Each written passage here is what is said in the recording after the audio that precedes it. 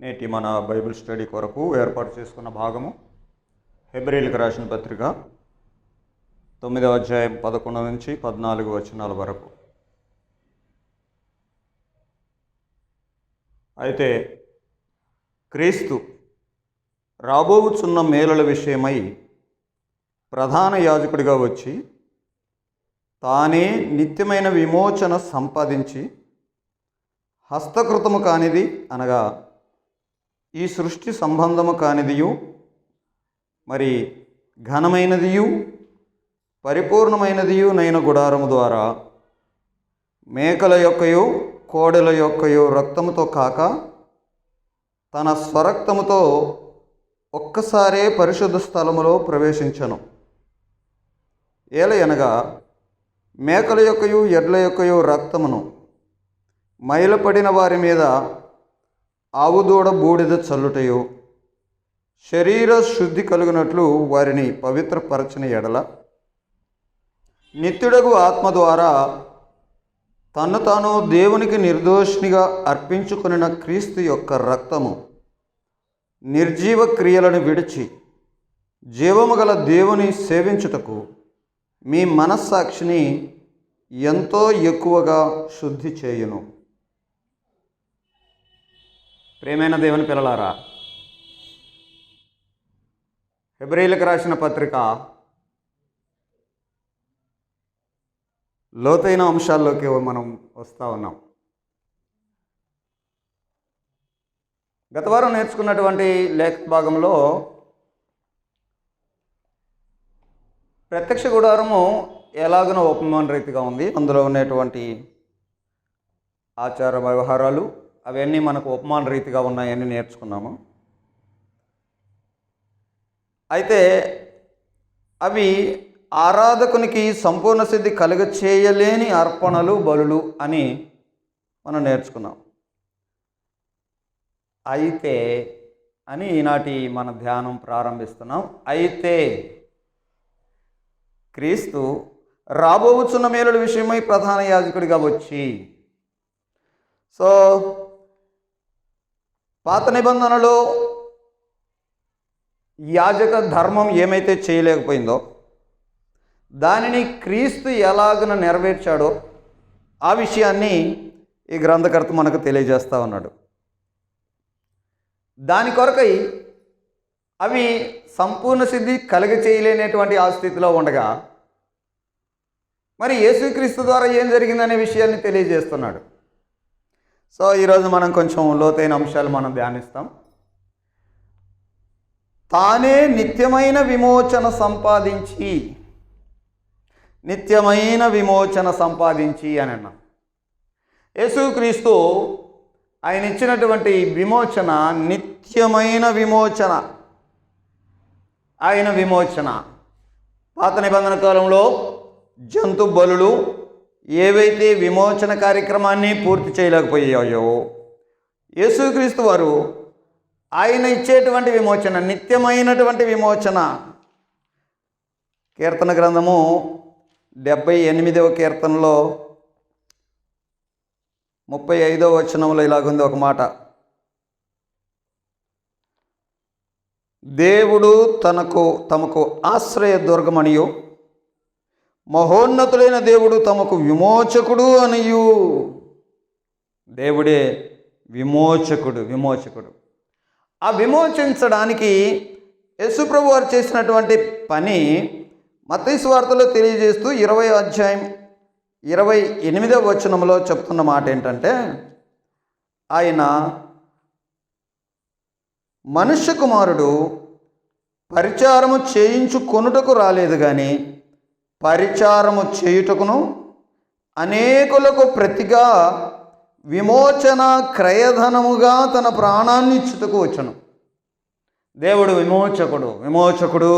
ఏదైనా విమోచించాలి అని అంటే పూర్వము బందెల దొడ్లు ఉన్నాయి. ఆ బందెల దొడ్లో ఏదైనా పశువు తప్పిపోయి లేకపోతే వేరే పొలాల్లో పడి ఇలాగే ఉన్న పరిస్థితుల్లో వాటిని తీసుకొని వచ్చి బందెల దొడ్లో పెట్టేవాళ్ళు. దానికి సంబంధించిన వారు ఎవరైతే ఉంటారో వారు వచ్చి ఆ బంధువుల దొడ్లో ఎన్ని రోజులు వాళ్ళు పోషించారు దాన్ని ఆ లెక్కలన్నీ చూసి, లేకపోతే దానికి పరిహారంగా, నష్టపరిహారంగా ఏమేమి చెల్లించాలో అది చెల్లించి దాన్ని విడిపించుకుపోయేవారు. అది విమోచనం. ఏదైనా విమోచన కార్యం జరగాలంటే దానికి సంబంధించినటువంటి వెల జరగాలి అనే విషయాన్ని మనం అర్థం చేసుకోవాలి. అది విమోచనం. మనుషులను పాపముల నుండి విమోచించడానికి అనేకులకు ప్రతిగా ఆయన విమోచన క్రయధనమును చెల్లించడానికి, అనగా తన ప్రాణాన్ని అర్పించడానికి వచ్చాడు. ఈ విషయాన్ని యేసుక్రీస్తు జరిగించాడు ప్రధాన యాజకుడిగా. హెబ్రీయులకు రాసిన పత్రికలోనే మనము 5వ అధ్యాయం 9వ వచనంలో మరొకసారి వెనక్కి జ్ఞాపకం చేసుకుంటే ఆ విమోచనం ఎలాగుంటుంది అని అంటే, కాబట్టి దేవుని ప్రజలకు విశ్రాంతి ఉంది. ఆ విమోచనము దేవుడిచ్చేటువంటి విశ్రాంతితో పోల్చుకునేటువంటిది. ఆ విమోచనం ఎలాంటిది అని హెబ్రీ పత్రికలోనే 10వ అధ్యాయంలో చూస్తే 14వ వచనం, ఒక్క అర్పణ చేత ఈయన పరిశుద్ధపరచుబడి వారిని సదాకాలమునకు సంపూర్ణులుగా చేసి ఉన్నాడు. కాబట్టి యేసుక్రీస్తు బలియాగము ఒక్కసారే జరిగింది, కానీ ఆ అర్పణ ద్వారా వచ్చేటువంటి విమోచనము సదాకాలము నిలిచేటువంటిది అని ఇదే గ్రంథకర్త చెప్తా ఉన్నాడు. సంపూర్ణులుగా చేసి ఉన్నాడు అని అన్నాడు.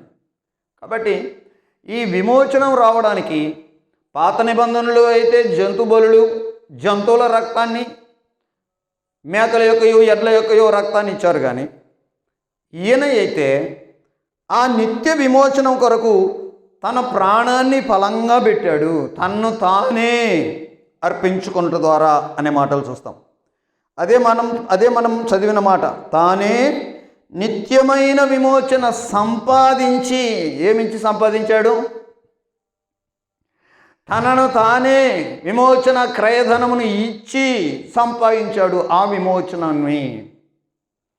దీని కొరకైనా మరి ఇంకొన్ని వచనాలు చదివితే పేతురు రాసిన మొదటి పత్రికలో 1వ అధ్యాయం 18-19 వచనాలు ఇలాగుంది, పితృపారంపర్యమైన మీ వ్యర్థ ప్రవర్తనను విడిచిపెట్టునట్టుగా వెండి బంగారముల వంటి క్షయ వస్తువుల చేత మీరు విమోచించబడలేదు, కానీ అమూల్యమైన రక్తము చేత, అనగా నిర్దోషమును నిష్కలంకమునగు గొర్రెపిల్ల వంటి క్రీస్తు రక్తము చేత విమోచించబడితిరి అని ఎరుగుదురు. కాబట్టి విమోచించాలి అని అంటే వెల చెల్లించాలి. ఆ వెల అమూల్యమైనది, దానికి ఎవరు వెలగట్టలేరు. యేసుక్రీస్తు రక్తానికి ఎవరు వెల కట్టలేరు అనేటువంటి విషయాన్ని తెలియజేస్తూ, వెండి బంగారముల వంటిది కాదు ఇది, అమూల్యమైన రక్తము చేత, అనగా నిర్దోషము నిష్కలంకమునగు గొర్రె పిల్ల వంటి క్రీస్తు రక్తము. యేసు ప్రభువారు ఆ వెల చెల్లించడానికి తన రక్తాన్ని చెల్లించాడు అనే విషయాన్ని చూద్దాం. కొరింథీయులకు రాసిన మొదటి పత్రిక 6వ అధ్యాయం 20వ వచనంలో, మీరు విలువబెట్టి కొనబడిన వారు కనుక మీ దేహంతో దేవుణ్ణి మహిమపరచండి అని అన్నాడు. కాబట్టి మనుషులు ఎవరైతే అపరాధంలో పాపంలో ఉన్నారో వారందరినీ విమోచించడానికి విలువ చెల్లించాడు, విమోచన క్రయధనమును చెల్లించాడు, ఆ విమోచనము సంపాదించడానికి తన ప్రాణాన్ని ఇచ్చాడు. ఇంకా ఈ కొన్ని మాటలు మనం ఆలోచన చేసినప్పుడు ఆ విమోచనం ఎలాంటిది? యోహాను సువార్త 6వ అధ్యాయం 37వ వచనంలో ఇలాగన్నాడు ఆయన, తండ్రి నాకు అనుగ్రహించు వారు అందరూ నా యొద్దకు వత్తురు, నా యొద్దకు వచ్చు అని నేను ఎంత మాత్రమో బయటికి త్రోసివేయను అని చెప్తున్నాడు. కాబట్టి ఎవరైతే విమోచన కొరకు సిద్ధపరచబడి ఉన్నారో వారందరినీ ఆయన విమోచిస్తాడు అనే మాట. ఇదే యోహాను సువార్త 17వ అధ్యాయంలో 6వ వచనం చదివితే 6వ వచనం ఇక్కడ ఇంకొక మాట, లోకము నుండి నీవు నాకు అనుగ్రహించిన మనుషులకు నీ నామమును ప్రత్యక్షపరచితిని, వారు నీ వారై ఉండిరి, నీవు వారిని నాకు అనుగ్రహించితివి, వారు నీ వాక్యము గైకొని ఉన్నారు. 11, 12 కూడా చదువుతాను, వినండి. నేను ఇకను లోకములో ఉండను కానీ వీరు లోకములో ఉన్నారు, నేను నీ యొద్దకు వస్తున్నాను. పరిశుద్ధుడైన తండ్రి, మనము ఏకమై ఉన్నలాగున వారును ఏకమై ఉండినట్లు నీవు నాకు అనుగ్రహించిన నీ నామమందు వారిని కాపాడుము. నేను వారి యొద్ద ఉండగా నీవు నాకు అనుగ్రహించిన వారిని నీ నామమున కాపాడితిని. నేను వారిని భద్రపరచితిని గనుక లేఖం నెరవేరునట్లు నాశనపుత్రుడు తప్ప వారిలో మరి ఎవరునూ నశింపలేదు. ఈ మాటలన్నీ ఏమర్థమవుతున్నాయి అనంటే, ఇది నిత్యమైన విమోచనం. ఆయన నిన్ను సంపాదించుకున్నాడు, ఆయన నిన్ను విమోచించుకున్నాడు, ఆయన వెల ఇచ్చి నిన్ను కొన్నాడు, విలువ పెట్టి నిన్ను కొన్నాడు, నిన్ను సంపాదించుకున్నాడు అని అంటే, ఆయన చేతిలోకి వస్తే నిన్ను భద్రపరచితిని. అందుకని ఈ నిత్యమైన విమోచన అనే మాట మనం అర్థం చేసుకోవాలి.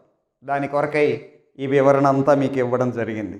నిత్యమైన విమోచన ఒకటి విమోచన కొరకు రాలేదు, అది వెల ఇచ్చి నీకు సంబంధించినటువంటి నీవేదైతే పాపంలో ఉన్నావో, దేనికి బానిసుడిగా ఉన్నావో, దేనికి బందీగా ఉన్నావో, దానికి సంబంధించినటువంటి వెల చెల్లించి నేను విమోచించుకున్నాడు. బందెల దొడ్లో పశువులను విడిపించుకున్నట్లుగా, వెల ఇచ్చి విడిపించుకున్నట్లుగా పాపముల చేత దాసత్వానికి లోనైనటువంటి వారిని, మనల్ని అపవాదికి వెల చెల్లించి, ఆ వెల తన ప్రాణం అనేకులకు ప్రతిగా విమోచన క్రయధనముగా తన ప్రాణమును, నా ప్రాణాన్ని ఇవ్వడానికి వచ్చానన్నాడు. ఆ ప్రాణమే రక్తము. ఇది పాత నిబంధనలు లేవికాండంలో చూస్తాము, రక్తమే ప్రాణం. సో ఇంకొంచెం కిందకు వచ్చి Hebrew 9 11వ వచనంలో ఉన్న మరొక అంశాన్ని చూద్దాం. తానే నిత్యమైన విమోచన సంపాదించి హస్తకృతము కానిది అనగా ఈ సృష్టికి సంబంధమైన గుడారము ద్వారా మేకల యొక్కయు కోడల యొక్కయు రక్తముతో కాక తన స్వరక్తముతో ఒక్కసారే పరిశుద్ధ స్థలములో ప్రవేశించాడు. అలాంటి ప్రధాన యాజకుడు ఈయన. కాబట్టి రక్తాన్ని చెల్లించి దేవుని దగ్గరికి ఆయన చేరినటువంటి విషయం. పాత నిబంధనలో జరిగినటువంటి ఆ ఎడ్ల యొక్కయు మేకల యొక్కయు ఆ బలులు ఒకసారి లేవికాండం చదివితే, లేవికాండం 16వ అధ్యాయం 14, 15 వచనాలు ఒకసారి చూద్దాం. అప్పుడు అతడు ఆ కోడె రక్తములో కొంచెం తీసుకొని తూర్పు పక్కన కరుణాపీఠం మీద తన వేలుతో ప్రోక్షించి, కరుణాపీఠం ఎదుట తన వేలుతో ఆ రక్తములో కొంచెం 7 మారులు ప్రోక్షింపవలను.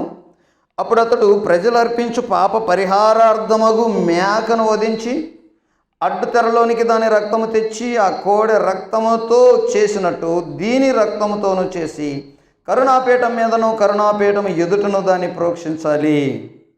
అట్లు అతడు ఇశ్రాయేలుల సమస్త పాపములను బట్టి, అనగా వారి అపవిత్రతను బట్టి, వారి అతిక్రమాలను బట్టి పరిశుద్ధ స్థలమునకు ప్రాయశ్చిత్తము చేయవలను. ప్రత్యక్ష గుడారము వారి మధ్య ఉండుట వలన వారి అపవిత్రను బట్టి అది అపవిత్రమగుచుండును గనుక అతడు దానికి ప్రాయశ్చిత్తం చేయవలను. కాబట్టి అక్కడ ఉన్నటువంటి ఆ స్థలాన్ని కూడా పరిశుద్ధపరిచేటువంటి క్రమం ఇక్కడ తెలియజేస్తా ఉన్నాడు. 27వ వచనంలో కూడా ఏముంటుందంటే, 27వ వచనంలో కూడా పరిశుద్ధ స్థలములో ప్రాయశ్చిత్తం చేయుటకు వేటి రక్తము దానిలోనికి తేబడును, పాప పరిహారార్థముగా కోడెను ఆ మేకను. సో పాత నిబంధనలో గమనించిన ఆ బలులు కోడె, మేక, వీటి ద్వారా అక్కడ జరిగింది. అయితే ఇప్పుడున్నటువంటి ఈ క్రొత్త నిబంధనలో యేసు ప్రభు వారు తన స్వరక్తముతో ప్రియులారా, రక్తము విషయం ఈరోజు మనము ఇంకొంచెం ఆలోచన చేస్తాం. ఆయన రక్తం, యేసు ప్రభు కార్చిన రక్తం, అది విమోచన క్రయధనం, అది అమూల్యమైనది. ఈ విషయాలు ఇంతకుముందు నేర్చుకున్నాము. ఆయన రక్తము చేత, ఈ రక్తం అనే మాట ఈ మిగతా భాగంలో, ఈ అధ్యాయంలో చాలాసార్లు మనకు కనిపిస్తుంది. ఆ రక్తం అనగా రక్తము అని ఇక్కడ చెప్పబడిన తన రక్తం, యేసు రక్తం, క్రీస్తు యొక్క రక్తం, ఈ రక్తం అని చెప్పబడిన దాని యొక్క అర్థము ఆయన ఇచ్చిన అర్పణ, ఆయన ఇచ్చిన బలి అని తెలియజేస్తూ ఉంది. ఓకే, ఈ రక్తం ఏం చేస్తుంది? 14వ వచనంలో చెప్పాడు. ఈ రక్తం ఏం చేస్తుంది? 14వ వచనంలో, నిత్యుడగు ఆత్మ ద్వారా తన్ను తాను దేవునికి నిర్దోషినిగా అప్పగించుకున్న క్రీస్తు రక్తం నిర్జీవుల క్రియలను విడిచి దేవుని సేవించుటకు మీ మనస్సాక్షిని ఎంతో ఎక్కువగా శుద్ధి చేస్తుంది. రక్తం ఏం చేస్తుంది? ఈ రక్తము, యేసు ప్రభు కార్చిన రక్తము నీ మనస్సాక్షిని శుద్ధి చేసేది. 16వ వచనంలో మరణ శాసనం ఎక్కడ ఉండనో అక్కడ మరణ శాసనము రాసిన వాని మరణం అవశ్యం. కాబట్టి ఆ శాసనం చెల్లే విధంగా ఆయన అది విడిపించేటువంటి పరిహారార్థ బలిగా, ఆ రక్తం పరిహారార్థ బలిగా, పరిహార విమోచన క్రయధనంగా ఉంది. ఒకటి రక్తం ఏం చేస్తుందంటే మనస్సాక్షిని శుద్ధి చేస్తుంది, నీ కొరకు వెల చెల్లిస్తుంది. ఇంకా 22వ వచనంలో రక్తము చిందించకుండా పాప క్షమాపణ కలగదు. కాబట్టి రక్తం ఏం చేస్తుంది అంటే పాప క్షమాపణ కలిగిస్తుంది. 23వ వచనంలో చూద్దాం. పరలోకమందున వాటిని పోలిన వస్తువులను బట్టి బలుల వలన శుద్ధి చేయబడవలసినవి ఉండెను కానీ పరలోక సంబంధమైనవి వీటికంటే శ్రేష్టమైన బలుల వలన శుద్ధి చేయబడవలసి ఉంది. ఇందాక మనం చదివిన లేవి 16లో అక్కడనేటువంటి అక్కడున్న ఆ వస్తువుల్ని వాటన్నిటిని శుద్ధి చేయాల్సినటువంటి విషయాలు ఉన్నాయి. వాటిని శుద్ధి చేశారు. మరి పరసంబంధమైనటువంటి వాటిని కూడా శుద్ధి చేయవలసినటువంటి విధిగా యేసుప్రభు పరసంబంధమైన వాటిని శుద్ధి చేసేది. 26వ వచనంలో ఇక్కడ ఏముందనంటే తన్ను తానే బలిగా అర్పించుకొనుట వలన పాప నివారణ చేయుటకై చూడండి ఎన్ని విషయాలు. రక్తం, ఆ కార్చబడిన రక్తం ద్వారా జరిగేటువంటి మేలులు చూస్తున్నాం. మనస్సాక్షిని శుద్ధి చేసింది, నీ కొరకు వెలగా ఉంది. అంతేకాదు క్షమాపణ ఇచ్చేది. పాప క్షమాపణే కాదు, ఆ పాపాలకి నివారణ కూడా ఆయన బలి, ఆయన మరణం, ఆయన రక్తంలో జరుగుతూ ఉంది. కాబట్టి ఎబ్రీ పత్రికలు ఏం చెప్తా ఉన్నారు అని అంటే ఎడ్ల యొక్కయో మేకల యొక్క కాదు, ఇక్కడ క్రీస్తు రక్తమే ఈ విధంగా వెల చెల్లించింది. నీ పాపాలకు సంబంధించినటువంటి పరిహారానికి సంబంధించినవన్నీ జరిగిస్తూ ఉంది. అది చూసాం. 13వ వచనంలో ఏలైనగా మేకల యొక్కయో ఎడ్ల యొక్కయో రక్తము మైలపడిన వారి మీద ఆవు దూడ బూడిద చల్లటి. ఈ ఆవు దూడ బూడిద ఈ తతంగం అంతా నిర్గమకాండం 16వ అధ్యాయంలో ఉంటాయి, సంఖ్యాకాండము 19వ అధ్యాయంలో ఉంటాయి. ఆ విషయాల్ని మనం చూడొచ్చు. పాపాన్ని తీసివేయడం కానీ హృదయంలో ఉన్నటువంటి పాప దోషాన్ని తీసివేయడం కానీ అవి చేయలేదు. పాపాన్ని తీసివేయలేదు, హృదయంలో ఉన్నటువంటి పాప దోషాన్ని అవి ఏమీ తీసివేయలేదు. పాత నిబంధనలో జరిగింది. అందుకని ఈ అధ్యాయంలో 9వ వచనంలో చదివిన మన మాట ఇంకొకసారి చదువుదాం. ఆ గుడారము ప్రస్తుత కాలమునకు ఉపమానంగా ఉంది. ఈ ఉపమానార్థమును బట్టి మనసాక్షి విషయంలో ఆరాధకునికి సంపూర్ణ సిద్ధి చేయలేని అర్పణలు అవి చెల్లించాయి. కాబట్టి సంపూర్ణ సిద్ధి కలగలేదు, పాప నివారణ జరగలేదు, హృదయంలో ఉన్నటువంటి పాపదోషాన్ని అవి తీసివేయలేదు. సో 14వ వచనం ఏం చెప్తుంది అని అంటే, ఇది చాలా ప్రాముఖ్యమైన వచనము. నిత్యుడగు ఆత్మ ద్వారా తను తాను దేవునికి నిర్దోషినిగా అర్పించుకొనినటువంటి క్రీస్తు రక్తము, యేసుక్రీస్తు యొక్క రక్తము. పిల్లరా, ఆ రక్తం ఎలాంటిదో ఏం చేస్తుందో చూసాం కదా. ఆ ఆ రక్తం ద్వారా నీకు వచ్చింది ఏంటో చూసాం కదా. అసలు ఎలాంటిది ఆ రక్తము అని అంటే ఇక్కడ చెప్తున్నాడు, నిర్దోషిగా. యేసు ప్రభు ఆయన నిర్దోషమైనటువంటి వాడు. యేసు ప్రభు యొక్క ఆ పవిత్ర జీవితాన్ని గురించి కొన్ని వచనాల్లో బైబిల్లో అక్కడక్కడ చూద్దాం. ఆయన ఎలాంటి వాడు, ఎలాంటి అర్పణ, ఎలాంటి అమూల్యమైన అర్పణ ఇచ్చాడు. ఆయన యొక్క జీవితం, ఆయన ఇచ్చినటువంటి రక్తం, దాని యొక్క ప్యూరిటీ ఎంత, దాని పరిశుద్ధత ఎంత. బైబిల్ గ్రంథంలో 4వ అధ్యాయంలో హెబ్రీ పత్రికలు మనం ధ్యానించిన పాత విషయాలు. 4వ అధ్యాయం ధ్యానించాం కదా. అక్కడ 15వ వచనంలో ఉన్న మాట ఏంటి? 15వ వచనంలో, మన ప్రధాన యాజకుడు మన బలహీనతలన్నిటిలో మనతో సహానుభావం లేనివాడు కాడు, కానీ సమస్త విషయాల్లో మన వలె శోధింపబడినను ఆయన పాపము లేనివాడు అని అన్న మాటలు చూసాం. యేసుక్రీస్తు పాపము లేనివాడు. 7వ అధ్యాయంలో కూడా మనం నేర్చుకున్న 26వ వచనం చూద్దాం. పవిత్రుడు, నిర్దోషి, నిష్కల్మషుడును, పాపులలో చేరక ప్రత్యేకంగా ఉన్నవాడును. ఆయన క్వాలిటీ చూడండి. ఎందుకు ఆయనను నిర్దోషిగా తనను తాను అర్పించుకున్నాడు అని అంటే ఆయన పాపము లేనివాడు. అంతేకాకుండా ఆయన పవిత్రుడు, నిర్దోషి, నిష్కల్మషుడు. పేతురు రాసిన పత్రికలో 1వ అధ్యాయం 19వ వచనంలో ఇందాక చదివాం కదా, అక్కడ ఇంకొక మాట 19వ వచనం. ఇక్కడ ఏమంటున్నాడు? అమూల్యమైన రక్తము చేత అనగా నిర్దోషమును నిష్కల్మషుడు.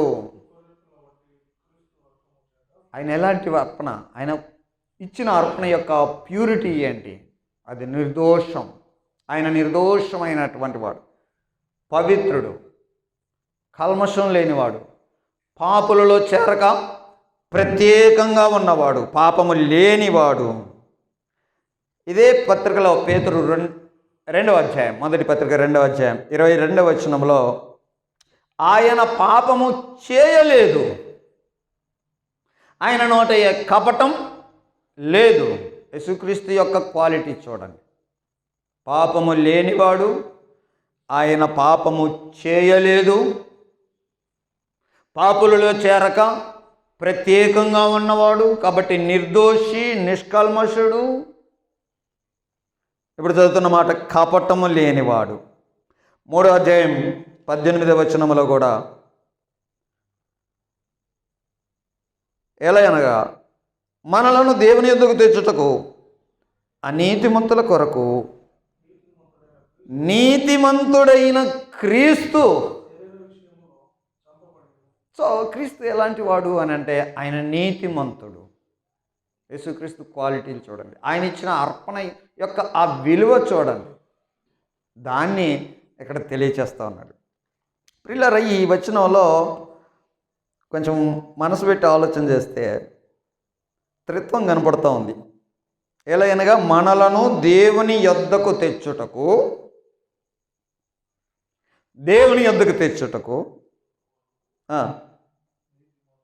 నీతిమంతుడైనటువంటి క్రీస్తు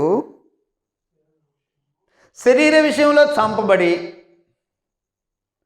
ఆత్మ విషయంలో బ్రతికింపబడి పరిశుద్ధాత్మని వల్ల లేచి. కాబట్టి ఆ భాగంలో ట్రినిటీ కనపడతా ఉంది. ఓకే,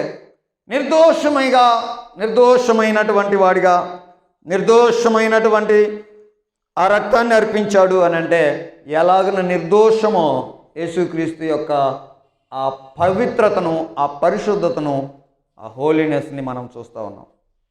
చాలా మాటలు నేర్చుకున్నాం కదా. పాపము లేనివాడు, పాపము చేయనివాడు,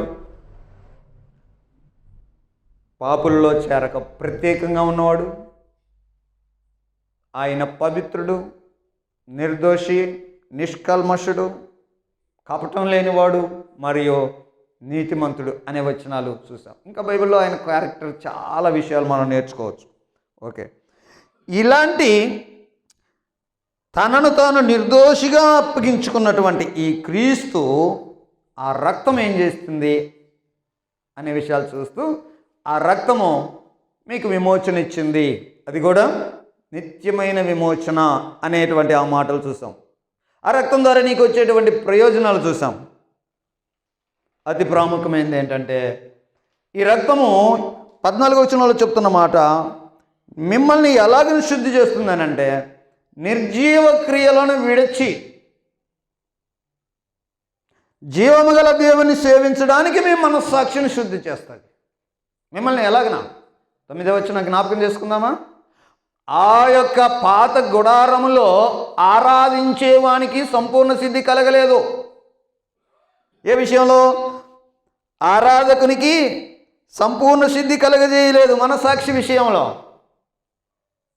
అయితే ఈ యేసు రక్తము మనుషుడు దేవుని ఆరాధించడానికి మనస్సాక్షిని శుద్ధి చేస్తుంది ఎంతో ఎక్కువగా. ఎలాగ చేస్తుందంటే, నిర్జీవ క్రియలు లేకుండా చేయిస్తుంది. ఇప్పుడు నిర్జీవ క్రియలు అంటే మనం అర్థం చేసుకోవాలి. ఏంటి నిర్జీవ క్రియలు?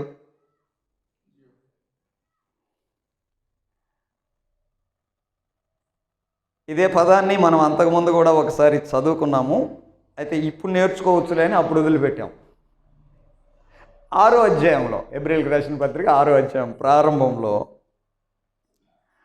కాబట్టి నిర్జీవ క్రియలను విడిచి అని చెప్పాడు. మనం అక్కడ స్కిప్ చేసాం. ఎందుకనంటే, ఆ నిర్జీవ క్రియలను విడిచి సరైనటువంటి విధంగా దేవుని సేవించగలగడానికి మన మనస్సాక్షి క్లీన్ అవ్వాలి. ఏంటి నిర్జీవ క్రియలు అని అంటే, దాన్ని ఇంగ్లీష్లో డెడ్ వర్క్స్ అన్నారు. ఏం వర్క్? Dead work. నిర్జీవం అంటే డెడ్, క్రియ అంటే వర్క్, డెడ్ వర్క్. ఇప్పుడు గుడ్ వర్క్ తెలుసు, బ్యాడ్ వర్క్ తెలుసు.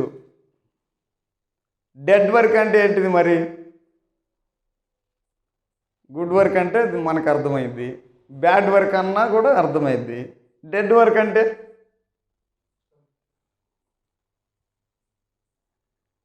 సింపుల్గా మీకు అర్థమయ్యేలా చెప్తా. ఇది గుడ్ వర్క్ లాగా ఉంటుంది కానీ ఉపయోగం ఏమీ ఉండదు. అలాంటి వాటిని నిర్జీవ క్రియలు అన్నారు. ఇవి ఉంటాయా? దేవుని ఆరాధించడానికి వచ్చిన వాళ్ళల్లో ఈ నిర్జీవ క్రియలు ఉంటాయా? ఉంటాయి. ఎందుకు ఉండవు? ఉదాహరణకి చందా వేస్తున్నావు, నీకు వెయ్యాలని ఇంట్రెస్ట్ లేదు కానీ వెయ్యాలి కాబట్టి వేస్తున్నావు. చందా చేయడం అనేది గుడ్ వర్కే, కానీ అది దేవునికి నచ్చిందా? ఎందుకంటే సనుక్కొనకయు బలవంతంగా కాక నీ ఇష్ట ప్రకారం దేవుని ఎంత ప్రేమిస్తున్నావో నీ కానుకల రూపంలో నువ్వు ఇస్తున్నావు. ఓకే, అలాంటి అర్పణ ఆయన స్వీకరిస్తున్నాడు. ఓకే, ఇప్పుడు చేసిందేమో గుడ్ వర్కే, కానీ అదేమన్నా ఫలితం చూపిస్తుందా? కాబట్టి డెడ్ వర్క్. ఇప్పుడు చూడండి, ఒక చందా విషయంలో చూసాం. నువ్వు పాడే పాటలు, పాట పాడటం మంచిదే, నీకు సంబంధించిందేనా అది?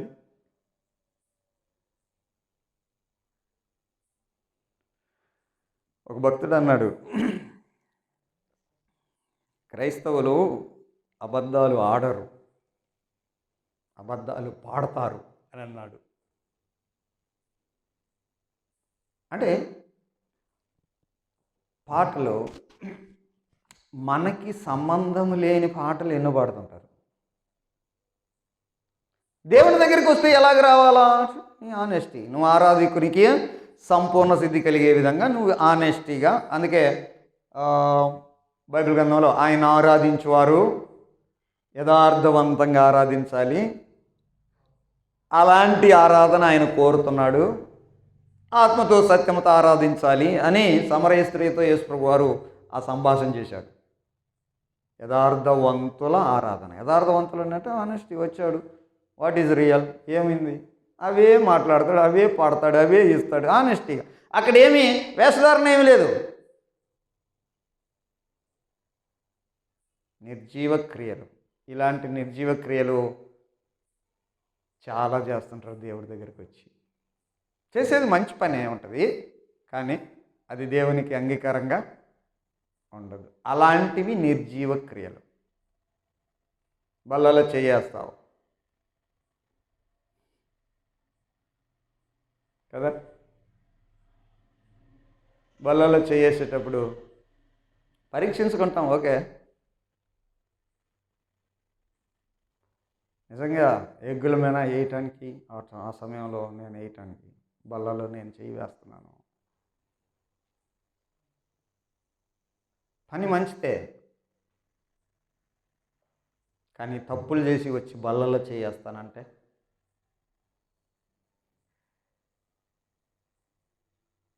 కాబట్టి ఈ విషయాలన్నీ మనం ఆలోచన చేయాలి.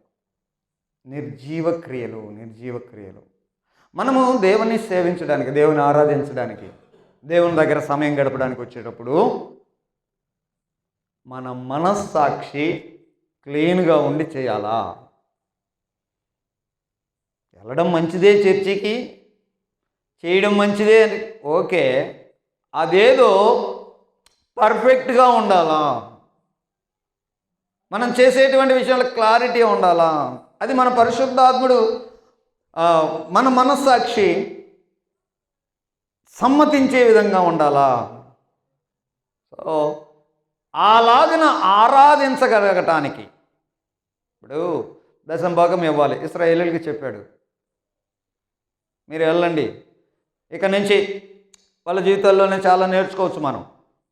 మిమ్మల్ని పాలు తేనెలు ప్రవహించే దేశంలోనికి తీసుకెళ్తా, వెళ్ళండి, రండి, పదండి, మీకు తోడు. ఏం తక్కువైంది వాళ్ళకి, ఏం తక్కువ గల. కానీ వాళ్ళు దేవుడు చెప్పినట్టు వెళ్తున్నారు, మంచి పనే, వస్తున్నారు, కానీ సణుక్కుంటున్నారు, విసుక్కుంటున్నారు. దశంభాగం ఇవ్వండి అని అంటే అల్లాడిపోతున్నారు కదా, కానీ ఇస్తున్నారు. మనసులో ఇష్టం లేదు, కానీ ఇస్తున్నారు, తప్పదు. ఇలాంటిది ఎవరికి కావాలి? కయ్యేను అర్పణ అర్పిస్తే దేవుడు దాన్ని అంగీకరించలేదు. అర్పణ ఇవ్వడం మంచిదేగా, మంచి పనే చేశాడు, కానీ ప్రయోజనం లేదు. అలాంటివే డెడ్ వర్క్స్. ఈరోజు మనం నేర్చుకునేటువంటి విషయాల్లో పాత నిబంధన కూడా ఇలాగనే ఎవరైతే దేవుని దగ్గరకు వస్తున్నారో వాళ్ళు పరిపూర్ణంగా ఆరాధించగలగటానికి వాళ్ళకి ఏమీ అవకాశం లేదు. చెయ్యాలి కాబట్టి చేస్తున్నారు, చర్చికి రావాలి కాబట్టి వస్తున్నారు, పాట పాడాలి కాబట్టి పాడుతున్నారు, ప్రార్థన చేయాలి కాబట్టి చేస్తున్నారు, ఇవ్వాలి కాబట్టి ఇస్తున్నారు, రొట్టె ద్రాక్ష రసం పుచ్చుకోవాలి కాబట్టి పుచ్చుకుంటారు, ఈ విధంగా. కానీ అందులో నీ రియాలిటీ ఏంటి? కాబట్టి ఇప్పుడు క్రొత్త నిబంధన ఏం చేస్తుందని అంటే నిన్ను అలాగన ఆనెస్టీగా దేవుని దగ్గర నువ్వు దేవుని సేవించగలగడానికి నీ మనస్సాక్షిని ఎంతో ఎక్కువగా శుద్ధి చేస్తుంది. ఈరోజు మనస్సాక్షి గురించి కొంచెం డీటెయిల్ విషయాలు తెలుసుకుందాం. మనస్సాక్షి, ఓకే, నేను కూడా ఇప్పటిదాకా అలాగే ఏమన్నా చేశానా, అయిష్టంగా దేవుని దగ్గరికి వచ్చానా, నిర్జీవ క్రియలు దేవుని దగ్గర ఏమైనా చేశానా? నిర్జీవ క్రియలు అంటే మంచి పని అయి ఉండొచ్చు, కానీ ప్రయోజనం లేని పని అయి ఉంటుంది అనే విషయాలు. అలాంటివి నేనేమన్నా చేశాను ఒకసారి ఆలోచన చేసుకోవచ్చు. యేసుక్రీస్తు రక్తం క్రొత్త నిబంధన ద్వారా వచ్చినటువంటి విశేషం ఏంటంటే నీవు ఆయన్ను సేవించడానికి నీ మనస్సాక్షిని శుద్ధి చేస్తుంది అనే విషయాలు చూస్తాం. మనస్సాక్షి గురించి కొంత విషయాలు నేర్చుకుంటే అపోస్తుడైన పౌలు ప్రభులోకి వచ్చిన తర్వాత తన భక్తి జీవితాన్ని ఎలాగన నేను మీ ఎదుట ఉన్నాను, నేను ఎలాగన భక్తి చేస్తున్నాను, నేను ఎలాగన మీ ఎదుట జీవించాను అనే విషయాలు తెలియజేస్తూ అక్కడక్కడ తన గురించి మాట్లాడుకున్న విషయాలు చదువుదాం. అపోస్తుల కార్యములు 23వ అధ్యాయం 1వ వచనము. పౌలు మహాసభ వారిని తేరిచూచి, సహోదరులారా, నేను నేటి వరకు కేవలము మంచి మనస్సాక్షి గలవాడనై దేవుని ఎదుట నడుచుకుంటుని. ఇది క్రొత్త నిబంధన బ్లెస్సింగ్. దేవుని దగ్గరికి వచ్చామంటే వేషధారణకు అవకాశమే లేదు. ఇక కొత్త నిబంధనలో నటించడానికి అవకాశమే లేదు. వచ్చావా, ఆయన్ను ప్రభువుగా నువ్వు అంగీకరించావు అని అంటే నీ జీవితం మీద ఆయనకి ప్రభుత్వాన్ని ఇచ్చేసావా? ఇక జీవించే జీవితం ఎలా జీవిస్తున్నాను చూడండి అని పౌలు గారు తన జీవితాన్ని ఏం చెప్తున్నాడు? సహోదరులారా, నేటి వరకు కేవలము మంచి మనస్సాక్షి గలవాడనై నేను దేవుని ఎదుట నడుచుకుంటుని. అలాగే నేను నడిచాను, దేవుని ఎదుట నడుస్తున్నాను, భక్తి చేస్తున్నాను అని అంటే నా మనస్సాక్షి మంచి మనస్సాక్షిగా ఉంది. మనస్సాక్షి నన్నేమి కలవర పెట్టట్లేదు. ఇంతకు మనస్సాక్షి ఏంటి? ప్రతి మనిషిని దేవుడు మనస్సాక్షి ఇచ్చే పుట్టించాడు. ప్రతి మనిషి అన్నవాడికి మనస్సాక్షి ఉంటుంది. ఇక్కడ ఇంకొంచెం విషయాలు అర్థం చేసుకుంటాయి. ప్రతి మనిషికి మనస్సాక్షి ఉంటుంది. మనిషి అన్నవాడికి మనస్సాక్షి ఉంటుంది. నీ కులాలతో, మతాలతో, రంగులతో, రూపులతో, దేశాలతో పనే లేదు. మనిషి. జంతువులకు ఉండదు మనస్సాక్షి. ఈ మనస్సాక్షి నీ లోపల ఉండి నీలో ఉన్నటువంటి దోషములను ఎత్తి చూపిస్తుంటుంది. అందుకని ఫస్ట్ టైం తప్పు చేసేటప్పుడు ఎవరైనా భయపడుతూ చేస్తారు. ఎందుకు భయపడతాడు? వాడి ముఖంలో, పిల్లవాడి ముఖంలో ఒకడు తప్పు చేస్తుంటే వాడి ముఖంలో భయం ఎందుకు కనపడుతుంది? చిన్నపిల్లడు తప్పు చేస్తే దెబ్బకు కనిపెట్టచ్చు, వాడి ముఖంలోనే కనపడుద్ది. వీడు అబద్ధం ఆడుతున్నాడని తెలిసిపోద్ది. ఎలా ఆడి ముఖంలో ఆ తేడా ఎలా కనపడుతుంది? ఎందుకు అని అంటే వాని లోపల దేవుడు ఇచ్చినటువంటి మనస్సాక్షి అని గద్దిస్తా ఉంది. రే, ఇది తప్పు, ఇది తప్పు, ఇది చెయ్యకూడదు, ఇది చెయ్యకూడదు అని చెప్తుంటుంది. ఆ మనస్సాక్షి జరిగేటువంటి ఆ పోరాటం మనస్సాక్షి ఇతంతో చేస్తుంటుంది. చేయకూడదు, ఇది తప్పు, ఇది తప్పు. అయితే ఆ మనస్సాక్షిని తను ఓవర్కమ్ చేసి, నువ్వు గమ్ముకోండు, నాకు ఇష్టమైంది ఇప్పుడు నేను చేయాలా అని మనస్సాక్షిని అణిచి తన ఇష్టాన్ని నెరవేరుస్తూ ఉన్నాడు. మనస్సాక్షి మన లోపల ఉండి మన ద్వారా జరిగేటువంటి తప్పులని మనకు తెలియజేసేది మనస్సాక్షి. అలాంటి మనస్సాక్షిని దేవుడు మన లోపల ఉంచాడు. ఆ మనస్సాక్షి మంచిగా ఉన్నంతకాలం, మనస్సాక్షి యాక్టివ్గా పనిచేస్తున్నంతకాలం నువ్వు తప్పు చేస్తున్నావు అని అంటే నీకు భయం పడుతుంటుంది. ఎందుకనంటే లోపలే నీకే తెలుస్తూ ఉంటుంది, చేయకూడదు, అమ్మో తప్పు, భయం. అయితే ఆ మనస్సాక్షి కల్మషం అయిపోయింది అనుకోండి, దేవుని దగ్గరికి వచ్చి కూడా అబద్ధాలు చెప్తావు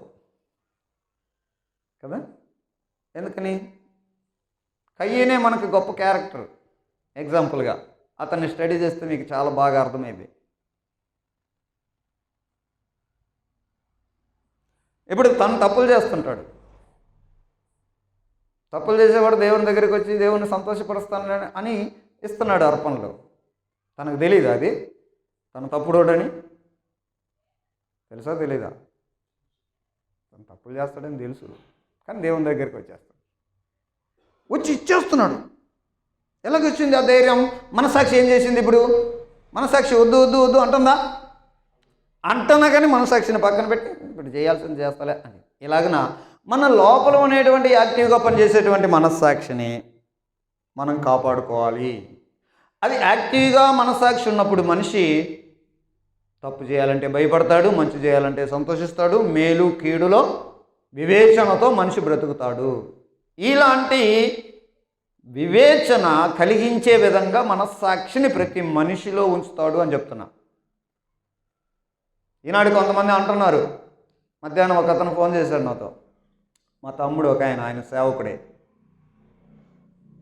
అన్నా, ఇప్పుడు కొంతమంది అడుగుతున్నారు, మరి సువార్త ఎప్పుడు వినని వాళ్ళకు కూడా దేవుడు శిక్షిస్తాడు, యేసుప్రభుని నమ్ముకోకపోతే అందరు నరకానికి పోతారని మీ క్రైస్తవులు చెప్తున్నారు అని అంటున్నారన్నా. మరి ఈ విషయంలో యేసుప్రభు వాళ్ళు సువార్త వినలేదంట, మరి వాళ్ళ సంగతి ఏంటి అని అడిగాడు. యేసుప్రభు వినలేదు, వాళ్ళకి తెలియదు, సువార్త తెలియదు, మరి వాళ్ళకి ఎలాగనే రేపు అని అంటే నేను విషయాలు చెప్పా. అయ్యా, ఫైనల్లో మనుషులందరూ దేవుని దగ్గర నిలబడాల్సిన వాళ్ళే కదా. ఎందుకనంటే మనుషులందరూ దేవుడు కలిగిస్తేనే వచ్చిన వారు కదా.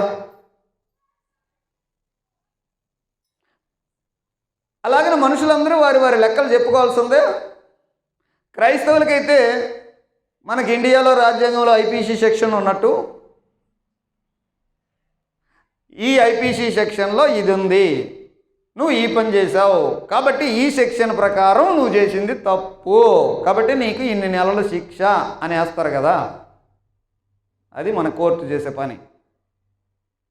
నువ్వు చేసే ఒక పని, ఆ పని ఈ ఐపీసీ కోడ్ ప్రకారం, ఇండియన్ పీనల్ కోడ్ ప్రకారం అది నువ్వు చేసింది తప్పు కాబట్టి దానికి ఇన్ని నెలల పనిష్మెంట్ అని చట్టంలో ఉంటుంది.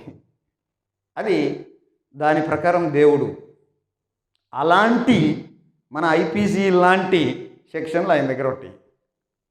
క్రైస్తవులకి ఈనాటి యేసుక్రీస్తు కాలం తర్వాత ఐపీసీ ఏంటి అని అంటే నమ్మి బాప్తిసం పొందినవాడు రక్షించబడతాడు, లేకపోతే శిక్ష అని అన్నాడు.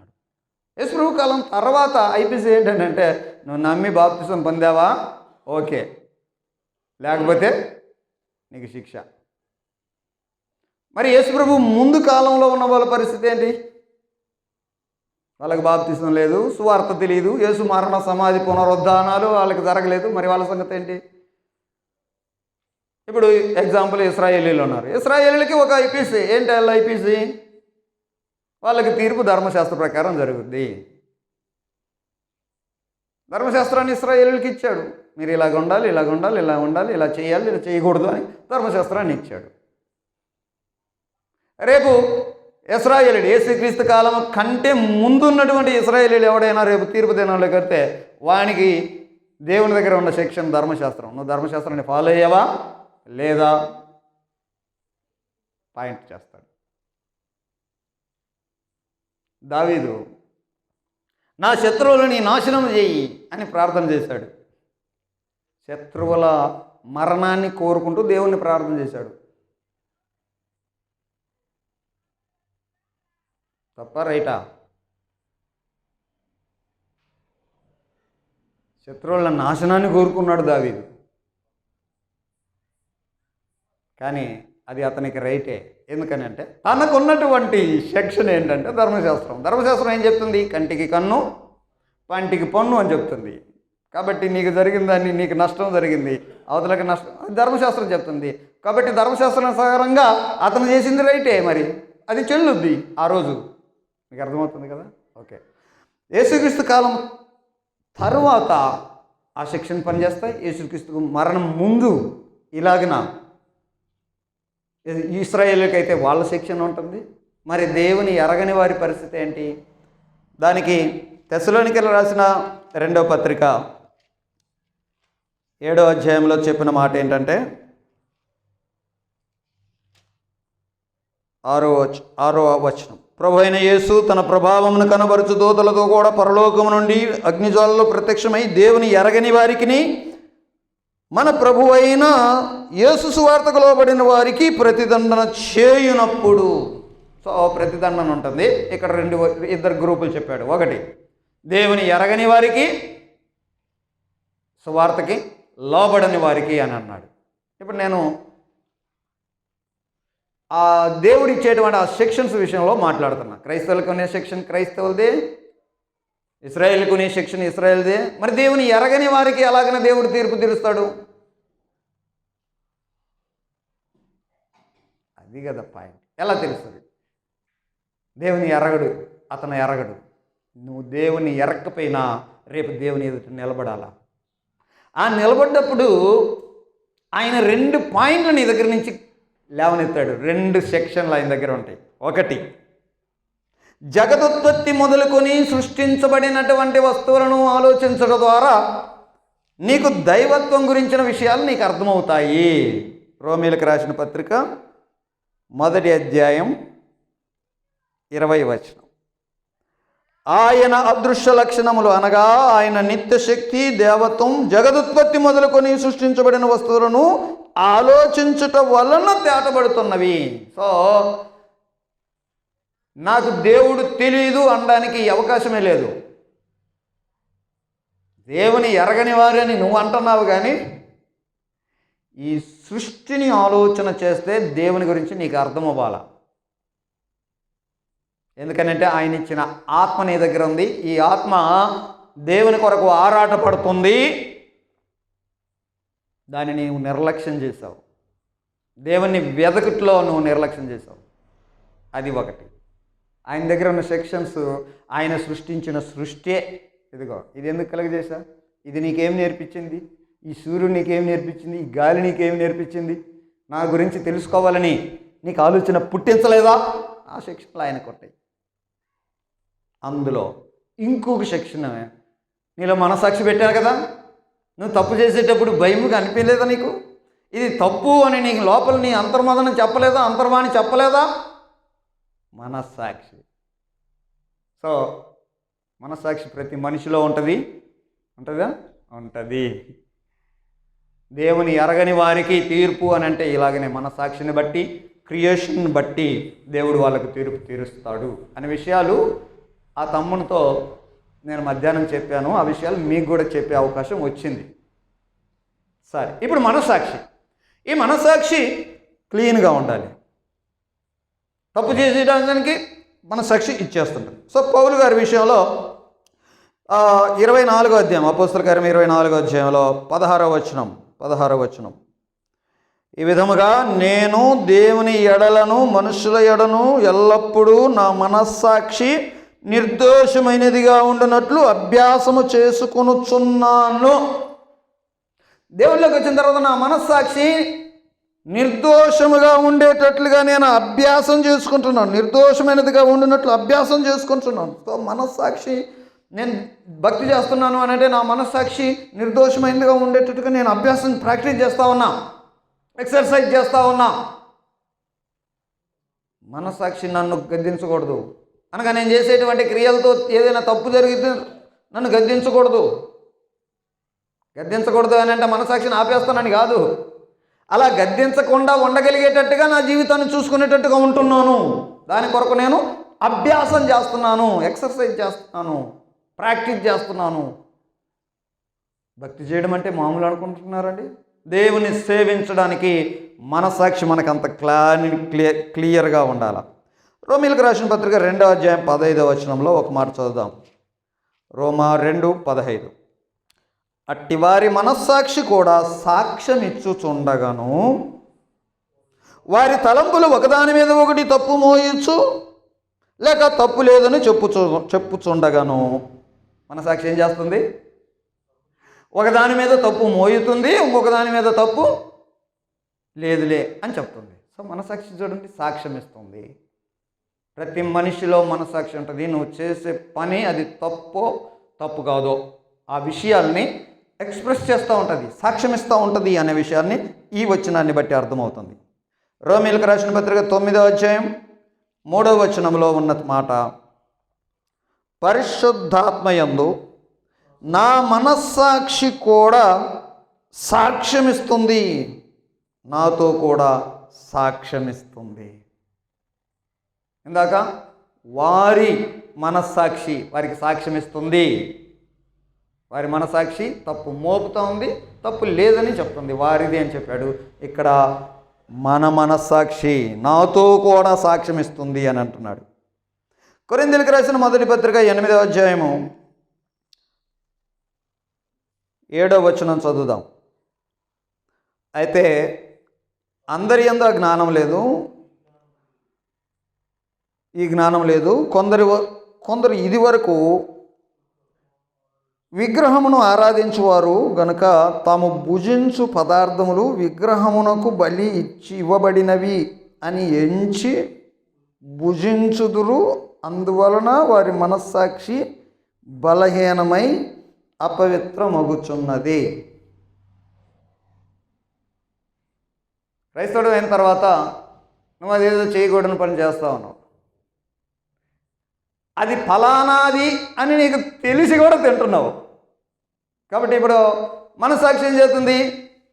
అది చేయకూడదు అని చెప్తుంది కదా, కానీ అది నువ్వు తెలిసి కూడా చేస్తున్నావు అని అంటే ఇప్పుడు ఈ మనస్సాక్షి ఏమవుతుంది అని అంటే అపవిత్రమవుతుంది. నువ్వే బలవంతంగా అపవిత్రపరుస్తూ ఉన్నావు. రండి 10వ అధ్యాయం చదువుదాం. 10వ అధ్యాయం 28, 29 వచనాలు. ఇది తినే విషయమే. అయితే ఎవడైనా మీతో ఇది బలి అర్పింపబడినది అని చెప్తే అట్లు తెలిపిన వాని నిమిత్తము మనస్సాక్షి నిమిత్తం తినొద్దు. మనస్సాక్షి నిమిత్తము అనగా నీ సొంత మనస్సాక్షి నిమిత్తం కాదు, ఎదుటి వాని మనస్సాక్షి నిమిత్తం అలాగూ చెప్తున్నాను. ఎందుకనగా వేరొకరికి మనస్సాక్షిని బట్టి నా స్వాతంత్ర విషయంలో తీర్పు తీర్చబడనేలా. సో మనస్సాక్షి విషయం చూడండి ఎలాగ. అవతల వాళ్ళ మనస్సాక్షి, నీ మనస్సాక్షి. తినే విషయంలో కొంత వివరణ ఇస్తూ ఉంది ఇక్కడ. ఓకే, సరే. 2వ పత్రిక కొరింథీ 1వ అధ్యాయం 12వ వచనంలో ఈ అతిశయమేదనగా లౌకిక జ్ఞానమును అనుసరింపగా దేవుడు అనుగ్రహించు పరిశుద్ధతతోనూ నిష్కాపట్యముతోనూ దేవుని కృపని అనుసరించి లోకంలో నడుచుకుంటామనియు విశేషముగా మీ ఎడలను నడుచుకుంటామనియు మా మనస్సాక్షి సాక్ష్యం ఇచ్చుటయే. మేము ఎలాగ ప్రవర్తించాం? మా మనస్సాక్షి సాక్ష్యం ఇస్తుంది. భక్తులు జీవించిన జీవితాన్ని వారి మనస్సాక్షి వారికి సపోర్ట్ చేస్తూ ఉన్నట్టుగా చూస్తాం. తిమోతికి రాసిన పత్రిక 1వ పత్రిక 1వ అధ్యాయం 5వ వచనం. ఉపదేశానుసారం ఏదనగా పవిత్ర హృదయము నుండి మంచి మనస్సాక్షి నుండి. మంచి మనస్సాక్షి. సో మనస్సాక్షి మంచి మనస్సాక్షిగా అది దేవుని దగ్గర నుంచి అది రావాలి. మంచి మనస్సాక్షి కావాలి అనే విషయాలు చెప్తున్నాడు. తర్వాత 3వ అధ్యాయం 9వ వచనంలో ఇక్కడే ఉన్న మాట ఏంటంటే 3వ అధ్యాయం 9, దుర్లాభమును అపేక్షించువారై ఉండక విశ్వాస మర్మమును పవిత్రమైన మనస్సాక్షితో గైకొను వారై ఉండవలను. దేవుని దగ్గర ఉండాల్సినటువంటి మనస్సాక్షి. 1వ అధ్యాయంలో మంచి మనస్సాక్షి, ఇక్కడ చెప్తున్న మాట పవిత్రమైన మనస్సాక్షి. దేవుని దగ్గర మనస్సాక్షి ఎలాగ ఉండాలో అలాగని మనస్సాక్షి. మీరు అర్థం చేసుకుంటున్నారు కదా? అలాంటి మనస్సాక్షి రావటానికే నీ మనస్సాక్షిని శుద్ధి చేయడానికి యేసుక్రీస్తు రక్తాన్ని చిందించాడు. అట్టాటి సేవ కాదు ఆయన దగ్గర చేయాల్సింది. జీవము కలిగిన దేవుని సేవించగలగడానికి నీ మనస్సాక్షి. ఓకే, 4వ అధ్యాయం ఇక్కడే తిమోతి రాసిన పత్రిక 4వ అధ్యాయం 3వ వచనం. అబద్ధికులు వాత వేయబడిన మనస్సాక్షి గలవారై ఎరగండి. ఇట్లాంటి వాళ్ళు మనస్సాక్షి, వాత వేయబడిన మనస్సాక్షి. అలాగే తీతుకు రాసిన పత్రిక 1వ అధ్యాయం 15వ వచనంలో అపవిత్రమైన మనస్సాక్షి అని చెప్పాడు. ప్రియమైన దేవుని పిల్లారా, మనస్సాక్షి మనిషి చేసేటువంటి పాపముతో కలుషితమై తనకు దోషం ఉంది అని తెలిస్తే ఆ మనస్సాక్షి క్లీన్ అవ్వాలి. అంటే పాపము అపరాధం ఈ మనిషి చేసేటప్పుడు వాటి ద్వారా మనస్సాక్షి కూడా బలహీనమై అపవిత్రం అవుతుంది అని ఇందాక మనం చదివాం కదా. దేవుడిచ్చిన మనస్సాక్షి యాక్టివ్గా ఉండకుండా బలహీనమైతే ఇంక నిన్ను ఆపాల్సినంత ఆపలేదు, చెప్పాల్సినంత చెప్పలేదు, అపవిత్రమైపోయిన ఆ మనస్సాక్షి, లేకపోతే వాత వేయబడిన మనస్సాక్షి ఇంకా నిన్నేం చేస్తుంది కదా. సో అలాంటి మనస్సాక్షి క్లీన్ అవ్వాలి. అది క్లీన్ చేయడానికి యేసుక్రీస్తు రక్తం కార్చాడు. ఆ రక్తము మనస్సాక్షిని శుద్ధి చేస్తుంది. మనస్సాక్షి సాటిస్ఫై అవ్వాలి మన జీవితాన్ని బట్టి. దేవుని దగ్గరికి వచ్చి జీవిస్తున్నావు, ఒక విశ్వాసిగా ఆత్మీయంగా జీవిస్తున్నావు అంటే నీ మనస్సాక్షి కూడా సాటిస్ఫైగా ఉండాలా. ప్రతిదానికి అలా అనే స్థితిలో ఉండకూడదు. మరి సాటిస్ఫైగా తృప్తిగా ఉండేటటువంటి విధంగా యేసుక్రీస్తు రక్తము మనస్సాక్షిని శుద్ధి చేస్తుంది అనే మాటలు చూస్తాం. తన రక్తాన్ని అర్పించాడు మన కొరకు. ఆ నమ్మకం నీకేం చేస్తుంది? పాపాల విషయంలో నా కొరకు రక్తం కార్చబడింది, ఆ రక్తం ద్వారా వచ్చే ప్రయోజనాలు చూసాం కదా, ఇందాక చూసాం కదా. విమోచనము, క్షమాపణ, శుద్ధి చేయటం ఇవన్నీ చేస్తుంది. మరి వాటి ద్వారా మనస్సాక్షి కూడా క్లీన్ అయ్యి, మనస్సాక్షి నీ జీవితాన్ని బట్టి సాటిస్ఫైగా ఉండేటువంటి విధంగా మనస్సాక్షి క్లీన్ అయిపోయి నువ్వు జీవించే జీవితాన్ని బట్టి ప్రతిసారి తప్పు చేస్తుంటే ఎత్తి చూపిస్తుంది కదా, ఇప్పుడు ఎత్తి చూపించకుండా శాంతిగా ఉంటుంది. అలా జీవించడానికి మనకు ఆధారం యేసుక్రీస్తు నా పాపముల కొరకు రక్తం కార్చాడు అనే సత్యాన్ని నమ్మినంత కాలం, ఆ సత్యమే నీ పాపాల విమోచన జరిగింది కదా, క్షమాపణ జరిగింది కదా, బలి జరిగింది కదా, ఆయన ప్రధాన యాజకుడిగా తన రక్తాన్ని నీ బలి కొరకు అర్పించాడు కదా, ఆ విమోచనం సంపూర్ణమైనది కదా. ఈ విషయాలన్నీ నీకు బుర్రకెక్కితే మనస్సాక్షి దాన్ని కన్ఫర్మ్ చేసుకొని, ఎస్ నేను ఇక మీదట అలాగ ఉండకూడదు, తప్పులు చేయకూడదు, పాపం చేయకూడదు, మనస్సాక్షి ఇంకా పని లేదు కదా, రెస్ట్ తీసుకుంటుంది. మంచి మనస్సాక్షి గలవాడనై అని పౌలు అన్నట్టుగా అలాంటి మనస్సాక్షి కలిగి. కాబట్టి ఈ విషయాన్ని మంచి మనస్సాక్షి కలిగిన వారిగా మనుషులు దేవుణ్ణి సేవించే విధంగా, దేవుని ఎదుట మంచి జీవితం జీవించే విధంగా, దేవుని ఎదుట మంచి నడవడిక నడిచే విధంగా, మనం ఉండగలిగే విధంగా మన మనస్సాక్షిని కూడా శుద్ధి చేసేది యేసుక్రీస్తు రక్తం. మీకు అర్థమైంది అనుకుంటా. దేవుని సేవించాలి అంటే ఆయన ఎదుట నిలబడాలి, ఆయన ఎదుట నడవాలి, ఆయన దగ్గరికి రావాలి, ఆయన ఆరాధించాలి ఆనెస్టీగా. నా లైఫ్లో రైట్గా ఉన్నా, మనస్సాక్షి నేను ఖండించట్లేదు, సో ఐఆమ్ అప్రైట్గా ఉన్నా అనే ఆ కన్ఫర్మేషన్ దేవుడు మనకిచ్చే విధంగా ఆయన రక్తం మనం చేస్తుంది. మనం నేర్చుకుంటున్నాం. ఇంకా ఇందులో స్వాడ్ మెథడ్ ద్వారా తీసి దేవుని గురించి మనం నేర్చుకొని, మనుషుల గురించి ఇందులో ఎగ్జాంపుల్స్ ఏమైనా ఉన్నాయా, ఇందులో కమెంట్స్ ఏమైనా ఉన్నాయా చూసి మనం ఏం చేయాలో అప్లికేషన్ మనం నేర్చుకుందాం. సో స్వాడ్ మెథడ్కి వెళ్దాం.